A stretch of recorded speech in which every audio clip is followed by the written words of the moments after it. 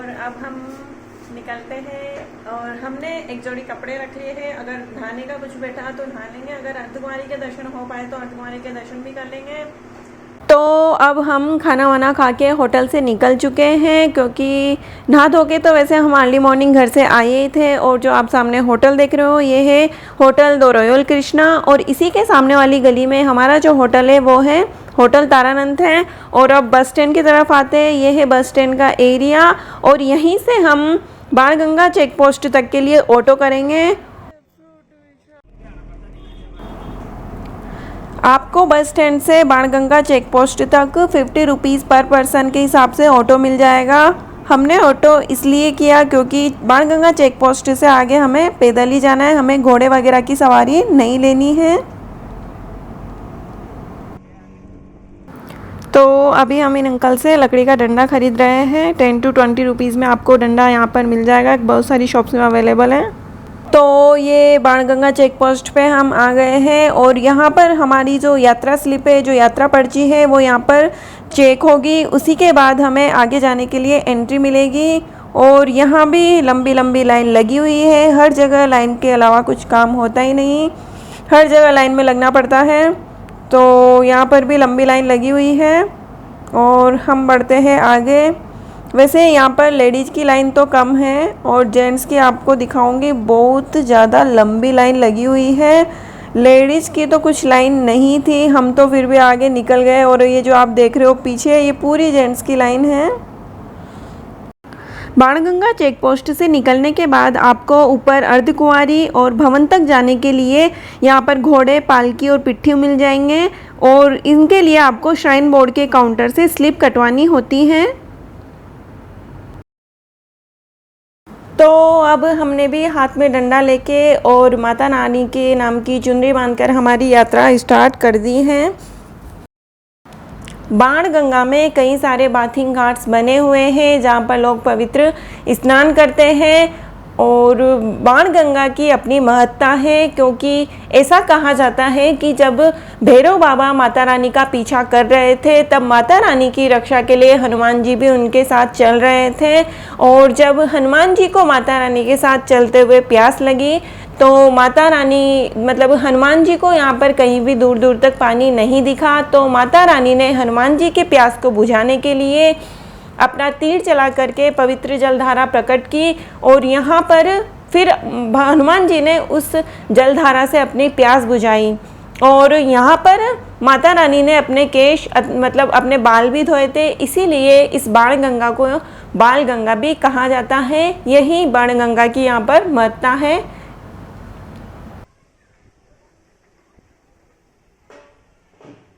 यात्रा स्टार्ट करते ही आपको यहाँ कई सारी दुकानें देखने को मिलेगी। यहाँ पर आप जूस पी सकते हो और चलते चलते रास्ते में थोड़ा रेस्ट कर सकते हो जब भी आप थोड़ा थक जाएं।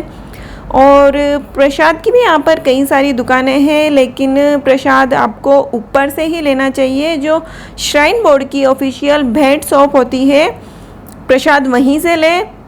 यहाँ से ले जाना वैसे आपके पास एक्स्ट्रा वजन हो जाएगा, लेकिन जो मेन प्रसाद होता है वो ऊपर से श्राइन बोर्ड वाला ही रहता है, तो वहीं से ले। क्या कहना?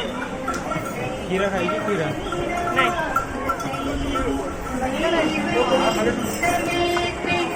अगर शूज नहीं बन के आता ना तो सही से नहीं आता आपको चलना। शूज से कंफर्टेबल रहता है चलना, स्लीपर से क्या होता है पैर दर्द करने लग जाता है।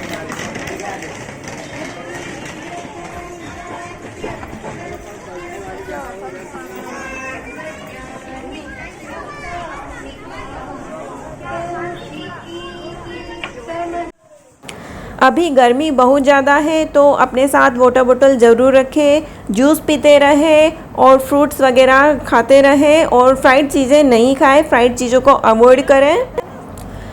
यहाँ पर चरण पादुका मंदिर हमारे थोड़ी देर में आने वाला है, और चरण पादुका मंदिर के बारे में मैं आपको थोड़ा बता देती हूँ। यहाँ पर क्या हुआ था, जब भैरव बाबा माता रानी का पीछा कर रहे थे तो यहाँ पर इस स्थान पर माता रानी ने उन्हें पीछे मुड़कर देखा था, और यहीं पर माता रानी के चरणों के निशान रह गए, और इसीलिए यहाँ पर चरण पादुका मंदिर की स्थापना की गई है। तो चलते हैं अंदर मंदिर में और दर्शन करते हैं।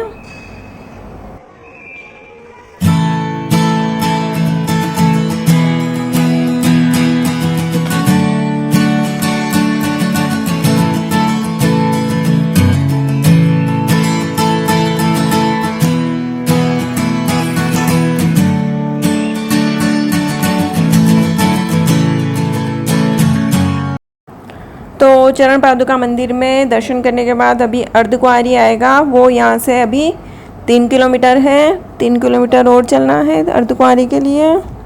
तो जब तक तो शाम हो ही जाएगी अर्धकुंवारी तक। तो ट्रैकिंग के टाइम पर आप माता रानी को याद करते रहें ताकि आप एक्टिव बने रहें और माता रानी के जयकारे लगाते हुए जाएं ताकि आपको थकान महसूस नहीं हो। जय माता दी।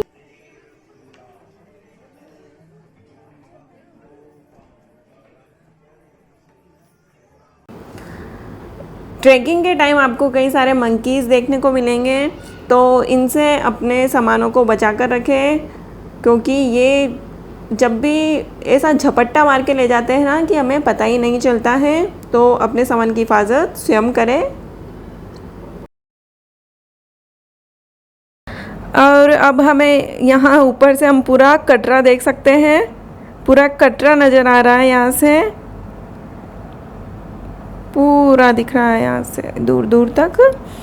और ये जो रेड कलर के टीन शेड है ये वही बाणगंगा चेक पोस्ट है जहाँ से हमने यात्रा स्टार्ट करी थी। ये रेड वाले जो है ये रेड टीन शेड, यहाँ से बाणगंगा चेक पोस्ट है जहाँ से हमने यात्रा स्टार्ट करी थी।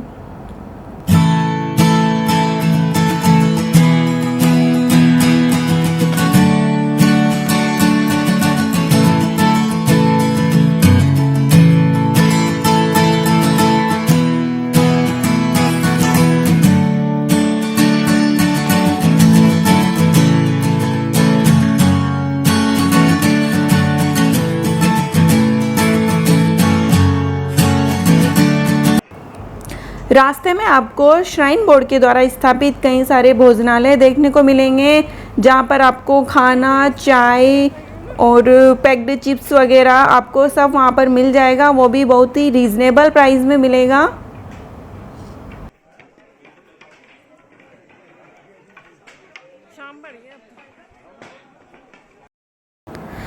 रास्ते में श्राइन बोर्ड के द्वारा इस तरह के निःशुल्क मिनरल वाटर के आउटलेट्स लगाए गए हैं जहाँ पर आपको प्योर मिनरल वाटर मिलेगा। वो भी निःशुल्क सेवा है ये, इसका कोई चार्जेस नहीं है।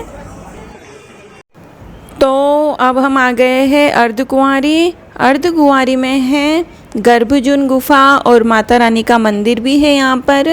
गर्भजून गुफा के बारे में महत्ता है कि यहाँ पर माता रानी ने 9 महीने बिताए थे। जब भैरव बाबा उनका पीछा कर रहे थे तो 9 महीने तक माता रानी इसी गुफा में रही थी।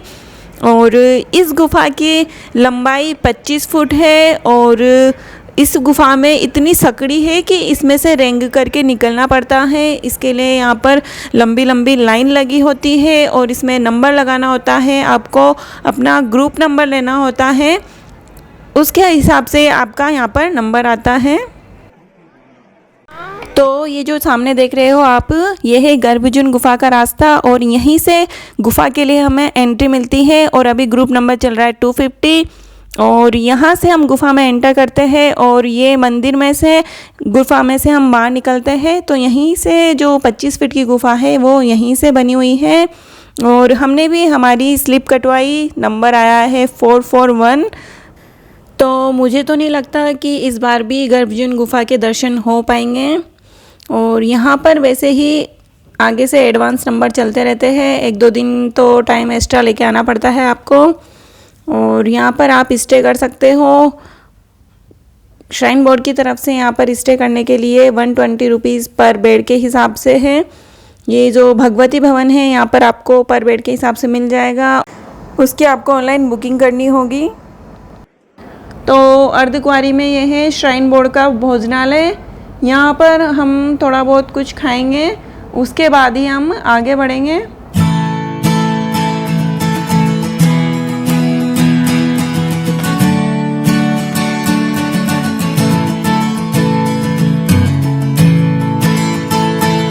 तो वहाँ पर हमने कढ़ी चावल खाए, 45 रुपीज़ पर प्लेट के हिसाब से है। और ये है वे टू भवन, भवन को जाने का रास्ता है। और एक और रास्ता है ये वाला जो है, इस पर खच्चर, म्यूल्स, घोड़े वगैरह ज़्यादा जाते हैं। तो ये वाला जो रास्ता है ये पुराना रास्ता है, तो मैं नए वाले रास्ते से जाना प्रेफर करूँगी, क्योंकि हम लास्ट टाइम भी उसी वाले रास्ते से गए थे। तो गर्भजून गुफा के दर्शन तो हुए नहीं अंदर से, हमने बाहर से ही माता रानी के दर्शन कर लिए और गर्भजून गुफा भी बाहर से ही देख ली मंदिर में से। तो अब हम निकलते हैं भवन की तरफ। आपको यहाँ पर बैटरी वैन की सुविधा भी उपलब्ध है। भवन से अर्धकुंवारी तक के लिए आपको 354 रुपीज़ पर पर्सन के हिसाब से बैटरी वैन मिल जाएगी।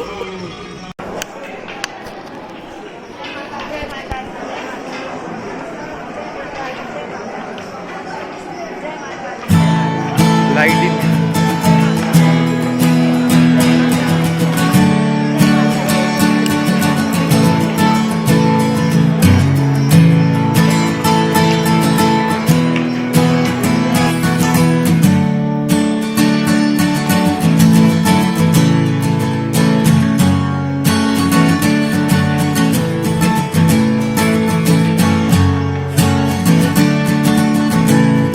और यहाँ पर आया है चेक पोस्ट, तो वो यहाँ पर थोड़ा बहुत सामान वगैरह चेक किया जाएगा। और इसी के पास है डिस्पेंसरी। तो श्राइन बोर्ड के द्वारा कई जगह पर डिस्पेंसरी लगाई हुई है, जहाँ पर आप कुछ प्रॉब्लम होती है तो तुरंत दिखा सकते हैं। ये डिस्पेंसरी है।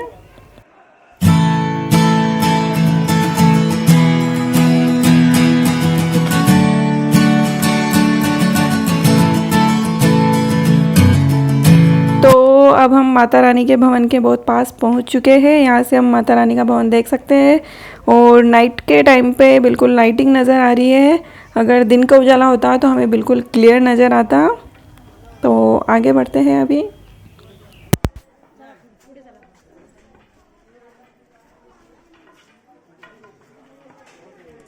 तो यहाँ से अब रास्ते में आपको अपनी जो यात्रा स्लिप है उस पर ग्रुप नंबर लेना है, और अगर भीड़ ज़्यादा रहती है तो ग्रुप के हिसाब से फिर आपका वहाँ पर नंबर आएगा।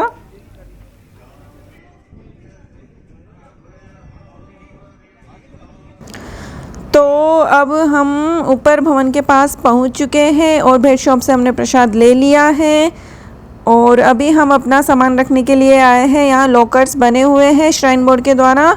एक फर्स्ट जो लॉकर है वो तो एक बेड शॉप के स्टार्टिंग में ही है, बेड शॉप के पास। और यहाँ पर जो है सेकंड और थर्ड लॉकर है। अगर आप इस लाइन को अवॉइड करना चाहते हैं तो अपना खुद का लॉक घर से लेके आए, क्योंकि ये जो पूरी लाइन है वो केवल लॉक के लिए ही है। अगर आप अपना खुद का लॉक लेते घर से आते तो इस लाइन से हम बच सकते हैं।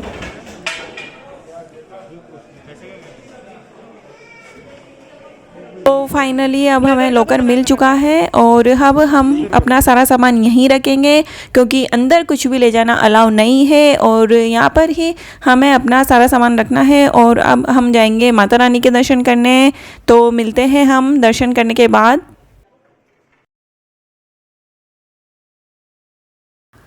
तो अभी रात के 11 बजे हमने माता रानी के दर्शन कर लिए। ज़्यादा भीड़ नहीं थी क्योंकि नाइट का टाइम है। और अभी हम यहाँ से अपना सामान लेंगे, फिर उसके बाद ऊपर भैरव बाबा के दर्शन करने के लिए जाएंगे। उससे पहले हम कुछ खाएंगे। और अगर आप रोपवे से जाना चाहते हो तो रोपवे की टाइमिंग है मॉर्निंग में 9 o'clock से स्टार्ट होता है और इवनिंग में 5 o'clock तक चलता है। और उसके जो चार्जेज़ है वो 100 रुपीज़ पर पर्सन है। हम जब लास्ट टाइम आए थे तो रोपवे से ही भैरव बाबा के दर्शन करने गए थे यहाँ से।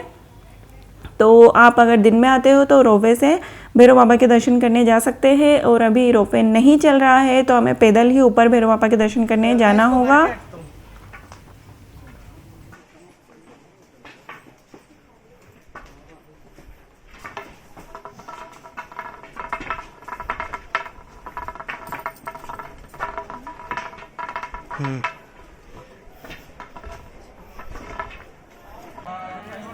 तो यहाँ पे भी हमने भेट शॉप से प्रसाद लिया और अभी रात को 1 बजे हमने भैरव बाबा के दर्शन करे हैं।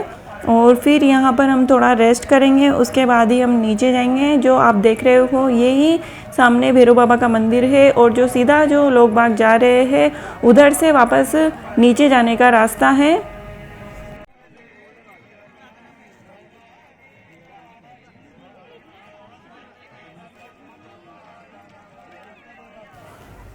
और यहाँ पर भैरव बाबा के मंदिर पर यहाँ पर एलईडी लगी हुई है और एलईडी के माध्यम से आप जो माता रानी की पवित्र गुफा है उसके दर्शन कर सकते हो हमारे साथ। यहाँ पर एलईडी में माता रानी की जो पवित्र गुफा है उसके दर्शन हो रहे हैं। हमने भी इस गुफा के फर्स्ट टाइम ही दर्शन करे हैं, क्योंकि लास्ट टाइम जब हम 2 बार पहले आए थे तो इस गुफा के हमने दर्शन नहीं करे थे। ओनली जो माता रानी की पिंड रखी हुई है वही उसी गुफा के हमने दर्शन करे थे। और अब हम निकलते हैं नीचे कटरा के लिए। तो सांधी छत होते हुए अब हम नीचे जाएंगे और हम थोड़ा बहुत सीढ़ियों से चलेंगे। तो अगर आप हेलीकॉप्टर से आते हो तो सांझी छत में हेलीपैड बना हुआ है और आपको यहीं उतरना होगा, फिर यहाँ से ऊपर पैदल जाना होगा। और ये वही रास्ता है जो हमने अर्धकुंवारी से अवॉइड करा था, उसी रास्ते से हम वापस जा रहे हैं। और यहीं देखो उधर हेलीपैड का रास्ता है और इधर भवन का रास्ता है और यहाँ से ये भैरव घाटी का रास्ता है। ये सांझी छत से डिवाइड हो रहा है दोनों रास्ते। तो अभी हम जाएंगे नीचे की ओर और यहाँ पर आपको सांझी छत पे ही हलवा प्रसाद मिल रहा है। तो अगर आप इधर सांझी छत होते आते हो तो आप भी हलवा प्रसाद ज़रूर ग्रहण करें। तो हम भी चलते हैं हलवा प्रसाद लेने के लिए। तो ये है हलवा प्रसाद, इसमें है काले चने और है सूजी का हलवा। तो करते हैं थोड़ा प्रसाद ग्रहण।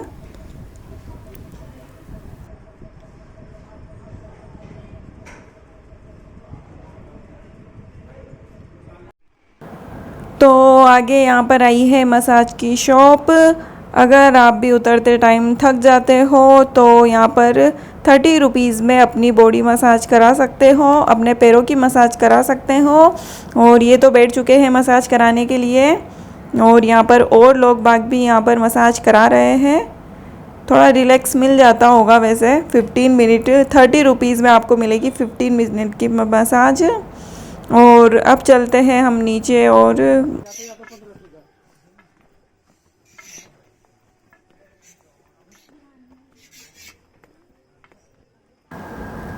तो अब निकलते हैं और हम हमारे ब्लॉग को यहीं एंड करते हैं। और अगर आपको हमारा ये माता रानी की यात्रा वाला ब्लॉग अच्छा लगे तो प्लीज़ प्लीज़ प्लीज़ लाइक करें, शेयर करें और अभी तक चैनल सब्सक्राइब नहीं किया है तो सब्सक्राइब ज़रूर कर लें। और आपके सपोर्ट की हमें बहुत ज़्यादा ज़रूरत है। अगर आप सपोर्ट करेंगे तो हम हमारे ब्लॉग्स में, हमारे वीडियोज़ में और इम्प्रूवमेंट करेंगे। जय माता दी, जय माँ वैष्णो देवी, जय हो भैरव बाबा की, जय हो।